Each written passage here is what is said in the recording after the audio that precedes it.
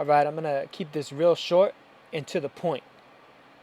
Well, maybe not short, but definitely to the point.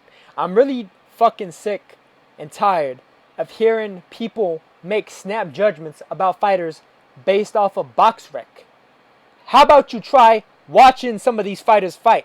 How about you try doing that due diligence of the fact that you're capable of putting somebody's name into a search engine and then searching for them on Boxrec, but you're not capable of using that exact same name and searching for them on YouTube, on Dailymotion, on Vimeo, on any one of these video sites where there's tons of fights of fighters from all over the world, especially world championship level fighters.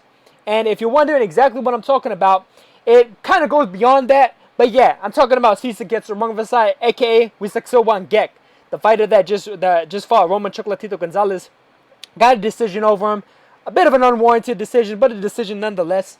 Gonzalez should have won that fight, but that's besides the point. There's all these people out there that want to go on talking about the fact that, oh, Roman Gonzalez never deserved to be pound for pound because I've never seen any of these guys that he's fighting. And I didn't know who this guy that he was fighting was. Is he Pacquiao's cousin? No, motherfucker. The nigga's from Thailand. He's not from the Philippines, first of the fucking all.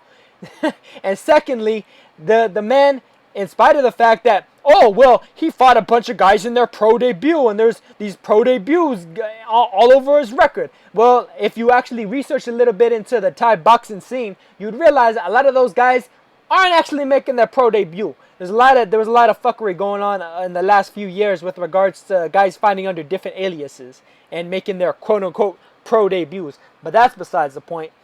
On top of the fact that they look at the fact that the man had 4 losses going into this fight with Roman Gonzalez without realizing that 3 out of those 4 losses were in the man's first 5 fights, including his pro debut, in which Sisakit Sarungvasai fought a 9-2 Akira Yagashi.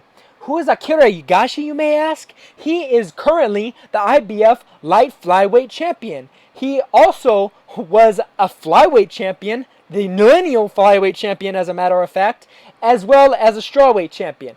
And as a matter of fact, he's the man that Roman Chocolatito Gonzalez defeated to become the lineal flyweight and the WBC flyweight champion in his own right, back when Gonzalez was at flyweight at 112 pounds. So that right there goes to show that you don't know shit about what the fuck you're talking about with regards to this man's record. If you actually watch some of this guy's fights, you realize, wow, you know what? He has a lot of knockouts. I wonder if he's really a knockout puncher. And you'd see the fact that in one of his fights, in one of the many fights that exists online of this guy, on YouTube specifically, because there's several Thai channels out there, one in particular especially, TKO something or other, I can't remember the full name of it, because it's in Thai obviously. I had to translate it to figure out that it said TKO. Thai TKO, as I think what it's called. But hit a guy with a body shot with a left cross to the solar plexus. The man vomits all over the ring. As a matter of fact, I have a video where I'm doing a commentary on it with my good friend EJ Boxing Live. You know, somebody I've done a few commentary fights on. Shout out to EJ. You know, we got to do some more of those. You know, we're a bit behind on the schedule insofar as you know, shedding some light on some of these fights that deserve some English commentary.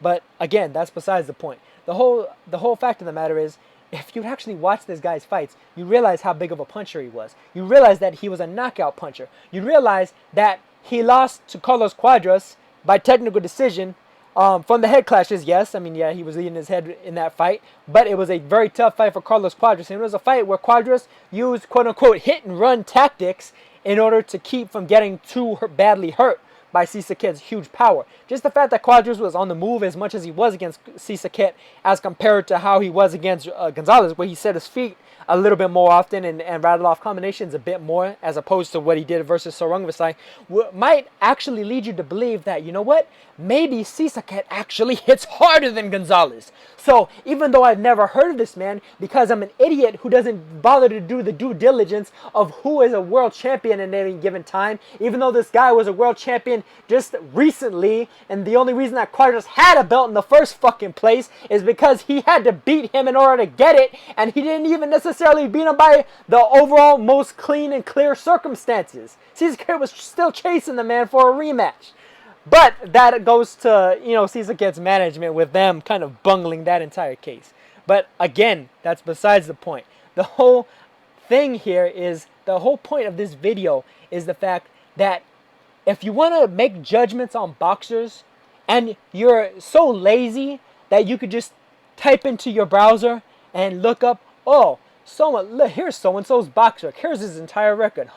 Who is this Jose Salgado? Oh, I see it's for the vacant WB Silver Super Flyweight title. What is that, you may ask? That's the mandatory position that he earned. The fact that he knocked this guy out in 4 rounds meant that he was the mandatory for Chocolatito. Once again, with the fucking mandatory. And if you would have paid more attention a few months ago, back in December, the WCBC named him and Carlos Cuadras as dual mandatories for Gonzalez. So he had to fight both of them. This wasn't some fucking cherry pick from a guy that fought nothing but people in his fucking pro debut. It was a fucking mandatory that he rightfully earned after the fact that he was a world champion previously. God damn it. So all of you people that want to make snap-ass fucking judgments about a fighter just because I never heard of him before. If you have the wherewithal to look up a man's name, to type him into a search engine, why don't you try type in his name into some of these sites that actually have video of somebody so you can see, oh wow, you know what, this guy does this really well. This guy cuts off the ring really well. This guy hits pretty hard. Wow, he has so many knockouts. He's never even gone past the 10th round, which Sisaket never had gone past the 10th round because he was knocking damn near everybody that he fucking fought out. And, you know, just other judgments. The fact that people thought that Sullivan Barrera was kind of a chump going into the Andre Ward fight, by and large, or at the very least a novice, which, you know, somewhat to a certain degree, you know, that was a big step up for him. But at the same time, after that fight, he goes and annihilates Vyacheslav Shabransky a couple months back. So, you know what? It looks like we should probably reevaluate that win that Andre Ward had over him, shouldn't we? Not only that, but if you just go back through Roman Gonzalez's record, even aside from Sisaket Sarangvasai, you want to talk about like that you've never heard of some of these guys. Brian Valoria was a unified champion and a multi-weight champion at that. He was a 108 and 112 pound champion. I already mentioned Akira Yagashi, the man who beat Sisaket Sarangvasai in his pro debut and was a lineal champion at 112, not to mention a 105 and 108 pound champion as well. So that's another guy that Gonzalez defeated both before he became a champion, and then he went on to become a champion after Gonzalez beat him. What doesn't that generally say a certain degree about a given fighter's quality? I mean, wasn't it a big accomplishment for Salvador Sanchez to defeat Azuma Nelson, and then Azuma Nelson goes on to become one of the great lightweights of his time? Or no, I guess Azuma Nelson was just a bum, and Salvador Sanchez deserves no credit for that. Okay, fine, you know, because nobody ever heard of Nelson, right? Yeah, I mean, the chump. I mean, forgettable career, right? I mean, the guy really didn't have any skills whatsoever because nobody ever heard of him. So, and then you got Juan Francisco Estrada. Of course, Gonzalez defeats him in what's a kind of wound up being kind of Estrada's breakout fight to a certain degree. One of only 2 losses that Estrada have had. The other loss that Estrada had, of course, was to Juan Carlos Sanchez Jr., a man that he defeated in the rematch by technical knockout. So he avenged that fight in the rematch by knockout, which is, you know, goes to show that as far as why Estrada wants a rematch with Gonzalez, because the last guy that he rematched after he lost to him the first time, he knocked him out. So I'm sure he probably feels that he could do the same thing to Gonzalez. A man in Estrada, of course, who went on to beat Brian Valoria's ass, bust Milan Melindo's ass, 2 top-level flyweights, destroyed Giovanni Segura, what was left of him anyway.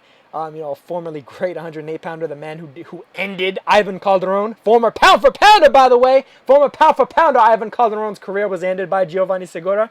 And, of course, now he's a top contender at super flyweight, a man who a lot of these other fighters, including now Inoue, don't want to actually mention the man's name. So, yeah, but Estrada wasn't anybody because, fuck it, we never heard of him. Francisco Chihuas Rodriguez Jr., who ever heard of him? A man that only became a unified strawweight champion after Roman Gonzalez beat him. So if it wasn't for the fact that Gonzalez was so good, Rodriguez probably would have been a champion before Gonzalez ever even got to him in the first damn place. Not only Rodriguez, but a man that Rodriguez Jr., a.k.a. Chihuas, actually fought as well in Katsunari Takayama. One of Roman Chocolatito Gonzalez's early great victories. A man who became a 3-time strawweight champion, also a unified champion. after his loss to Chivas Rodriguez, and a man who is currently still a champion. So once again, we have the likes of Takayama, Yagashi, and Estrada becoming world champions, and Chivas Rodriguez also becoming world champions after Gonzalez beat them. And not only that, but 3 of those 4 are still world champions today. Speaking of Takayama, well, Estrada actually just vacated, and Yagashi. But oh yeah, but you know what? Jim Lampley doesn't rate them in his Gaddy list, and ESPN doesn't cover them in English on English speaking stations, so they must not matter. Nobody from Japan apparently matters. Nobody from Thailand matters apparently. Apparently, the area of the world with probably the greatest population density on the fucking planet, apparently none of them matter, and none of them matter, and nobody has ever heard of them. Okay. Yeah, that's absolutely wonderful. Nobody. I'm sure nobody has heard of Ryota Murata as well, the man who's actually going to be fighting Hassan Endam in Jikam for his title coming up. Yeah, you know what? Nobody heard of him. Nobody heard of the Galaxy Twins, Kohosai and Kokor, 2 great fighters in their own right from Thailand. But yeah, you know what? Nobody heard of them. Nobody ever heard of him. You know what? Nobody heard of the man that knocked out James Kirkland in a round from Japan. Yeah, he must have been a bum. Nobody fucking heard of him. So he must have been a bum. I'm not even going to mention his name. You know why? Because nobody heard of him.